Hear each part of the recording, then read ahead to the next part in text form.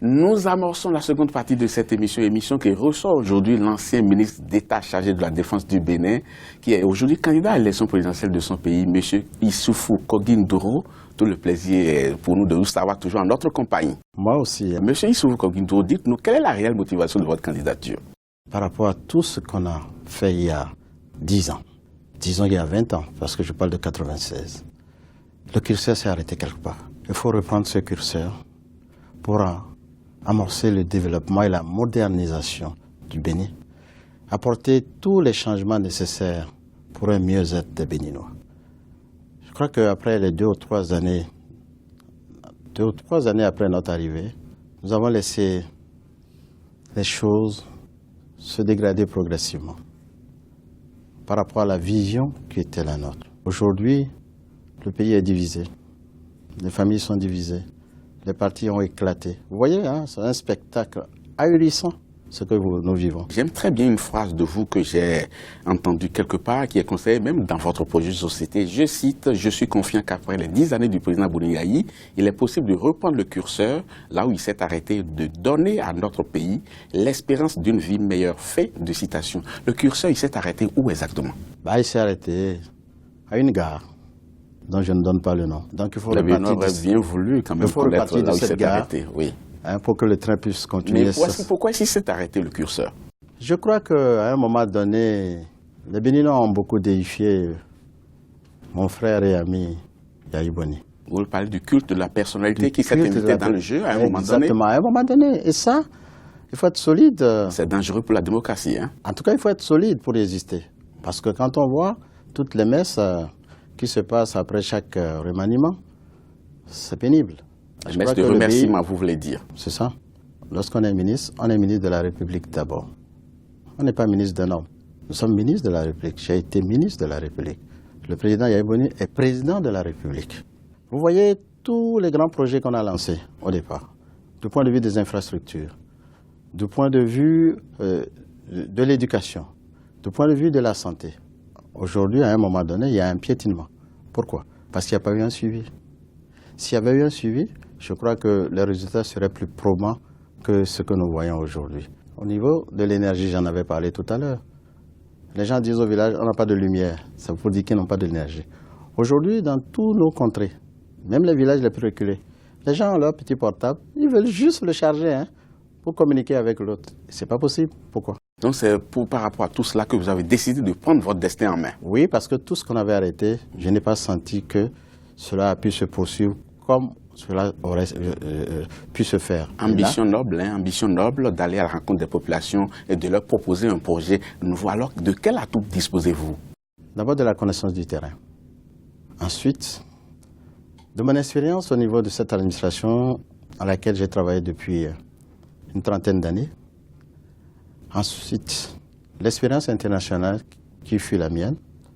L'une dans l'autre, je crois que j'ai aujourd'hui un bagage et un profil qui me permettent de dire que je peux encore accompagner les citoyens de ce pays pour un mieux-être.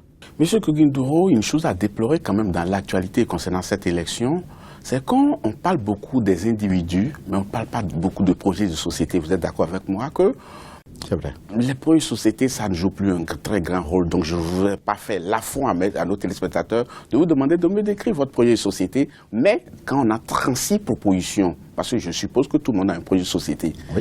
Apparemment les Béninois vont pouvoir se pencher sur celui qui aura fait la différence. En quoi votre projet fait l'originalité? Mon projet est très simple. 12 chantiers. Comme les 12 chantiers d'Hercule, comme les 12 travaux d'Hercule. Très difficile, mais réalisable. Je vais vous en prendre peut-être 2 ou 3 ou 4.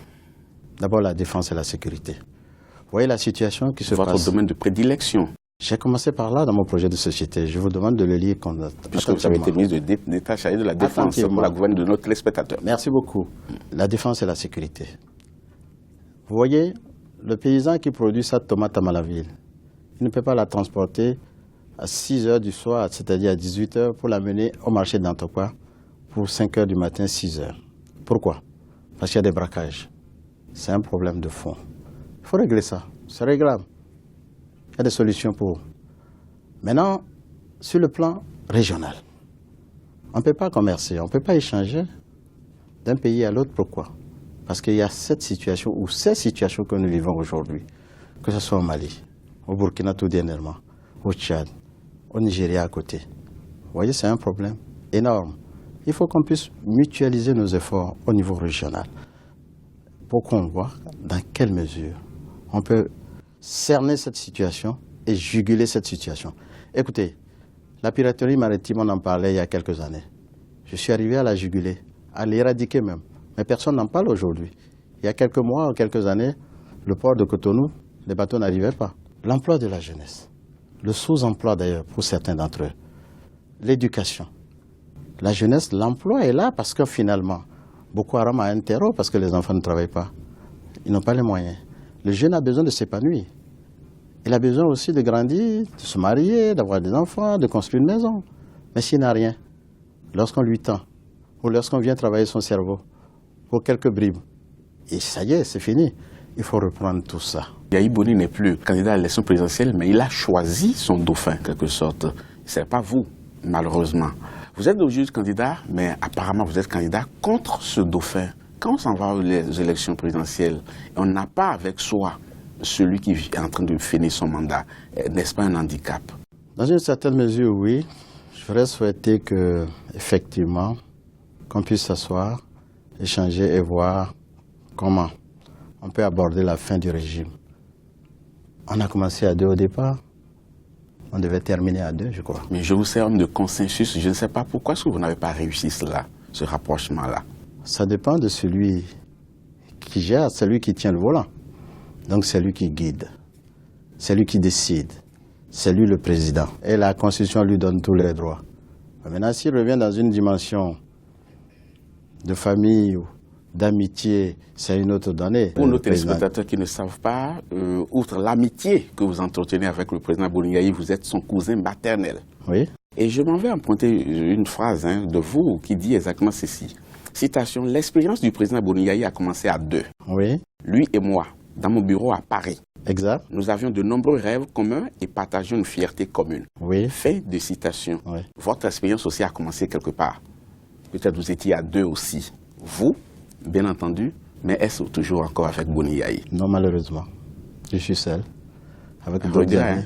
Avec d'autres amis un peu plus jeunes qui sont avec moi, qui ont choisi justement, qui m'ont remarqué pendant les 8 années que j'ai passé au gouvernement, mon sens de la droiture, de la responsabilité, la vision que j'ai du pays, ça n'a pas changé, intacte, je crois. Et c'est pourquoi j'y suis encore et c'est pourquoi je me battrai. Mais je ne regrette pas qu'il ne puisse pas m'accompagner. Il y a vraiment de l'eau dans le gaz, hein? Non, écoutez, espéré. du point de vue politique, oui, puisqu'on n'a plus ce débat pour savoir qu'est-ce que le pays va devenir demain. Mais le frais demeure le frais quand même. Mais bien sûr, ça. Heureusement. Oui, ça ne peut pas partir. La politique, c'est autre chose. Est-ce que vous êtes optimiste pour la suite, par rapport à votre candidature surtout? Par nature, je suis un optimiste. Oui, il y a l'optimisme réaliste et l'optimisme qui consiste à faire la langue de bois. Hein? Je suis un homme du terrain. Vous l'avez dit tout à l'heure. Vous avez dit beaucoup de choses sur moi, merci beaucoup. Et que beaucoup de Béninois disent. Bon, écoutez, ma candidature est apparue très tard, mais j'étais sur le terrain déjà. Personne ne sait ce que je faisais, où j'allais, où je rentrais. Moi, je suis un homme de contact, un homme de terrain, un homme d'échange et de discussion. Donc, je suis très, très proche des populations, du nord comme au sud, de l'est comme à l'ouest. Monsieur Kogin-Duro, nous arrivons pratiquement au terme de cette émission. Et je m'associe à un exercice très difficile auquel sont soumis les Béninois, celui de choisir parmi 36 candidats. Ce n'est pas évident, vous êtes d'accord avec moi? Et c'est pour cela que j'allais vous demander de regarder cette caméra. À travers elle, ce sont ces Béninois et ces Béninoises qui ont voté. Je voudrais que vous les regardiez, que vous leur disiez pourquoi ils devraient voter pour vous et non pour un de vos adversaires. Vous en avez pour 40 secondes, je vous en prie. Merci beaucoup. Je pense que je suis leur fils d'abord. Je suis leur enfant. Je suis leur père pour certains d'entre eux. Je suis leur époux pour certaines d'entre elles. Et ils m'ont connu ces 8 dernières années sur le terrain, au niveau des missions qui ont été les miennes, par rapport aux syndicats, par rapport à l'armée, par rapport à la société d'une manière générale. Ce que je leur demande, c'est de choisir parmi nous le meilleur, celui qui les aurait convaincus par leur projet de société, par leur message, par leur proximité à leur égard. Et je pense que celui-là, il n'est pas loin de moi, si ce n'est que moi. Merci, le message il est entendu, mais est-ce qu'il est compris et sera-t-il suivi des faits? Je m'en voudrais quand même de ne pas vous dire merci pour les bons conseils dont j'ai bénéficié de votre part. Pour nos téléspectateurs qui ne savent pas, vous avez été toujours un bon papa pour moi. Merci beaucoup. Merci à vous. Et merci à cette chaîne qui se bat avec peu de moyens. Je vous ai toujours dit, vous faites notre fierté, la fierté de ce continent. Merci beaucoup. En tout cas, ça nous va droit au cœur et nous vous souhaitons aussi du chemin et beaucoup de chance. Hein, vous voyez, je l'ai dit avec des larmes aux yeux, parce que je vois l'effort que vous faites pour que ce pays, pour que ces pays, pour que l'Afrique puisse aussi émerger, qu'on puisse parler de ce continent de manière positive. Vous avez une ligne éditoriale admirable. Courage à vous. En tout cas, le message, il est pour tous ceux qui travaillent autour de ce projet Africa 24, en commençant par le fondateur Constant Desmalets. Merci. On se retrouvera peut-être après les élections pour pouvoir décrypter. Est-ce que les fruits ont tenu la prouesse des fleurs? En tout cas, vous verrez de très belles fleurs. Je serai heureux de vous inviter à la marina. Merci à vous. Merci beaucoup. Ainsi s'achève cette émission, chers téléspectateurs. Merci beaucoup de l'avoir suivi. Prochain rendez-vous très bientôt pour un autre numéro. Je vous laisse en compagnie des programmes d'Africa 24. À très bientôt.